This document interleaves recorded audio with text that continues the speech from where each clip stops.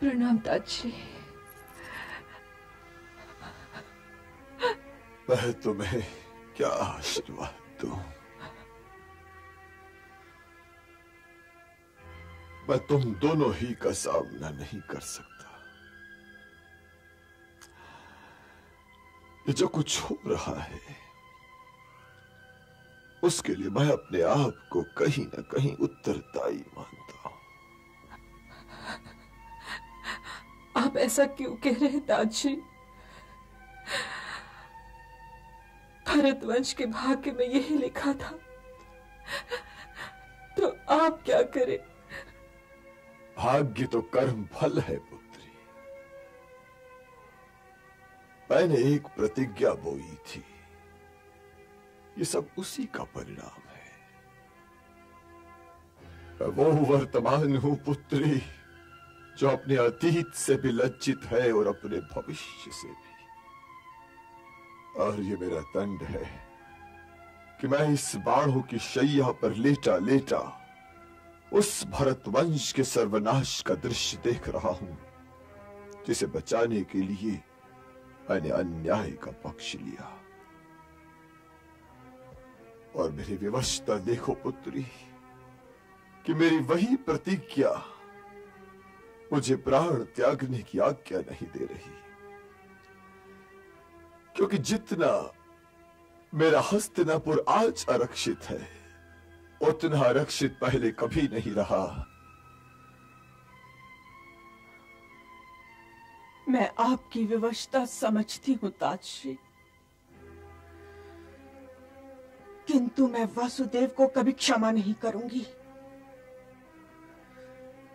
यदि वो सचमुच चाहते तो इस युद्ध को रोक सकते थे। चाहे दुर्योधन वीर गति को प्राप्त हो, चाहे युधिष्ठिर, किंतु आग तो मेरी ही कोख में लगनी है। आप ही बताइए ताजश्री, मेरी ममता कितने शवों का बोझ ढो सकती है? शोक चाहे मैं प्रकट करूं, चाहे कुंती, किंतु हम दोनों की आंखों से एक ही आंसू बह रहे होंगे, एक ही आंसू बह रहे होंगे ताजश्री, एक ही आंसू बह रहे होंगे। परंतु ये न भूलो पुत्री कि वासुदेव भरतवंश में सीमित नहीं है। भरतवंश में तो कदाचित हम में से कोई भी सीमित नहीं है ताजश्री।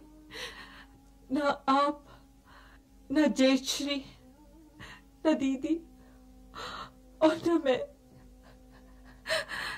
जैसे हर क्षण क्षण भी होता है और काल के महासागर की एक बूंद भी, वैसे ही हर व्यक्ति भी केवल व्यक्ति ही नहीं होता। यदि मैं केवल कुंती होती ताजश्री, तो आज अपने पुत्रों के शिविर में होती। दीदी केवल गांधारी होती तो दुर्योधन को विजयश्री का आशीर्वाद दे चुकी होती। हम सब एक श्रृंखला के बीच की कड़ी हैं। जो बीत गया हम उसके उत्तराधिकारी हैं,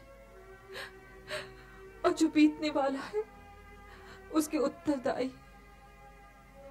हम वर्तमान है ताजश्री, हम वर्तमान है जिसका आरंभिक क्षण आप हैं, और हम सभी वाणों की शैया पर हैं। आपकी शैया दिखाई दे रही है ताजश्री, मेरी और दीदी के वाणों की शैया दिखाई नहीं दे रही है। इसीलिए तो हम दोनों आपके पास इस पीड़ा का उपचार पूछने आई हैं ताजश्री। आप वासुदेव की बात ना कीजिए, उन्हें तो दुख सुख का सागर भिगो ही नहीं सकता। किंतु दीदी तो वासुदेव नहीं मैं तो वासुदेव नहीं, और ये पीड़ा हमारी सहन शक्ति की सीमाएं पार कर चुकी है ताजश्री। दीदी क्या करे ताजश्री, मैं क्या करूं ताजश्री, मैं क्या करूं? तुम भी वही करो पुत्री जो मैं कर रहा हूं, प्रतीक्षा। प्रतीक्षा? किसकी प्रतीक्षा ताजश्री? युद्ध के अंत की, हस्तिनापुर की सुरक्षा की प्रतीक्षा करो पुत्री। और ये समझ लो कि न मेरा कोई महत्व है, न तुम्हारा, न ही अर्जुन का, न ही दुर्योधन का।